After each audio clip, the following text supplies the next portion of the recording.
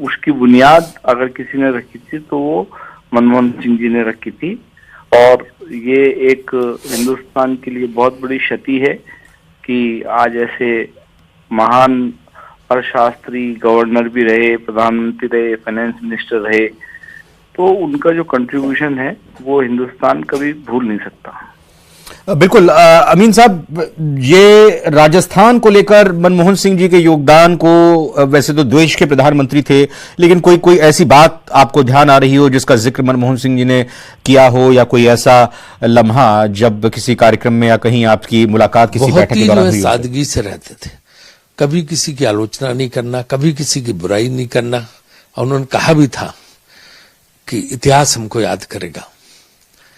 बहुत लोग बहुत बहुत बातें करते हैं, लेकिन इतिहास हमको याद करेगा कि जो है किस तरह हमने क्या काम किया, इसका योगदान लोग बाद में याद करेंगे।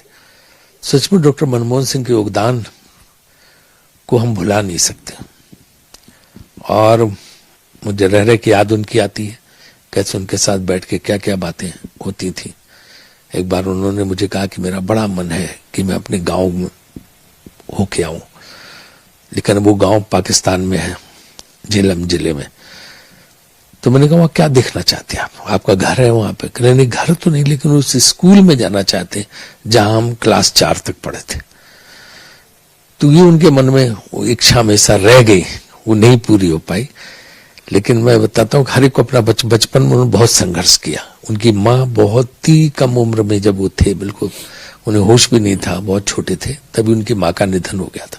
तो उनके दादा दादी ने उनका पालन किया था, और पिताजी उनके तो वहां पेशावर में काम करते थे। तो उन्होंने बचपन में बहुत संघर्ष किया, और इसके बाद जो है पढ़ाई में अव्वल थे, और उसके बाद उन्होंने टॉप किया अपने इंटरमीडिएट लेवल पे भी, हाई स्कूल लेवल पे, और इसके बाद में भी, और यूनिवर्सिटी स्तर पे भी, और बाद में विदेश भी गए, और देश में तमाम पदों पे रहे। तो उनका अनुभव, उनका ज्ञान और उनका सोच, इन तीनों ने जो भारत को मजबूत बनाने में, भारत की अर्थव्यवस्था को मजबूत बनाने में योगदान दिया, और कभी भुलाया नहीं जा सकता। उनके जितने आर्थिक सुधार हैं सब डॉक्टर मनमोहन सिंह की देन है। 1991 के बाद सर 1991 जी हाँ, वित्त मंत्री थे तो अमीन कागजी साहब भी हमारे साथ बने हुए हैं। अभी आपने कांग्रेस के वरिष्ठ नेता राजीव शुक्ला को सुना, वो क्या अपनी बातों को रख रहे थे, संवेदना जाहिर कर रहे थे। अमीन कागजी साहब, हम समझना चाह रहे थे कोई ऐसी बात जो आपके सामने, कोई ऐसा वाकया जो प्रेरणा दे हम सबको, सभी युवाओं को। हिंदुस्तान के युवाओं को आज ये देखने को मिला कि हिंदुस्तान के जो युवा हैं, जिनकी पूरे विश्व में जो पहचान बनी है, जिसमें बहुत से युवा ऐसे उनके टाइम के, जब वो एज ए गवर्नर थे, रिजर्व बैंक के गवर्नर रहे, प्रधानमंत्री रहे, फाइनेंस मिनिस्टर रहे, तो युवाओं को उन्होंने हमेशा से आगे रखने की बात करी। और आज कई ऐसी नामचीन हस्तियां हैं जो पूरे विश्व में उनके टाइम पे, जब फाइनेंस मिनिस्ट्री से जुड़े हुए लोग थे, उन्होंने बहुत उनको आगे किया है युवाओं को।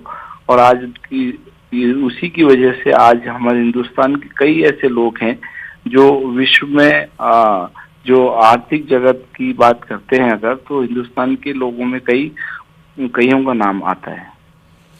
जी, और ये खबर आपको कब लगी, और इस बारे में जब पता चला तो सबसे पहला विचार क्या है आपके मन में?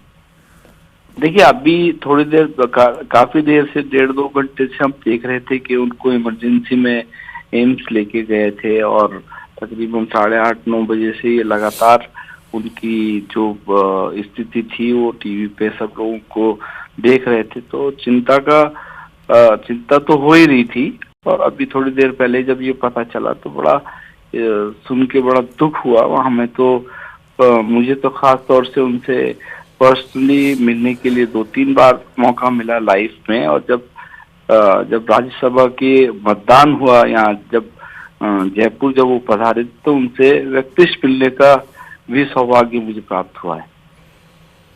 हाँ, और ये भी